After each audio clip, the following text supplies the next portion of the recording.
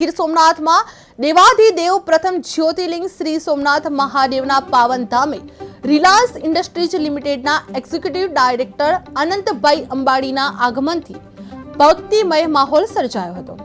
અનંતભાઈ અંબાણીએ સોમનાથ મહાદેવના ચરણોમાં શીશ નમાવી ભાવપૂર્વક દર્શન કર્યા હતા અને શાસ્ત્રોક્ત વિધિ મુજબ મહાપૂજા તથા જલાભિષેક કર્યો હતો અને મંત્રોચ્ચાર વચ્ચે તેમણે ભગવાન સોમનાથને પૂજન સામગ્રી અર્પણ કરી હતી અને રાષ્ટ્રની ઉન્નતિ, લોક કલ્યાણ અને સર્વજન સુખાય માટે પ્રાર્થના કરવામાં આવી હતી। મુખ્ય મંદિરના દર્શન બાદ તેઓ સમુદ્ર કિનારે સ્થિત સૂર્યનારાયણના દર્શન કર્યા હતા તેમજ કરપટી વિનાયક ગણેશજીના મંદિરે જઈ વિઘ્નહર્તા ગણેશજીના પણ આશીર્વાદ પ્રાપ્ત કર્યા હતા।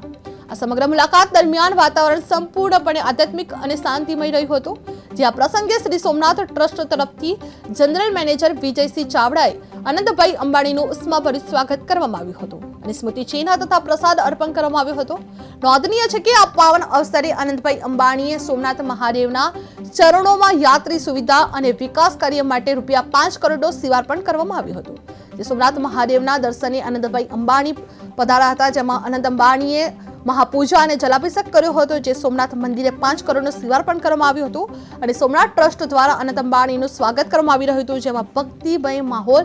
જોવા મળ્યો હતો અને અનંત અંબાણીની મુલાકાતથી ભક્તિમય માહોલ જોવા મળી રહ્યો હતો।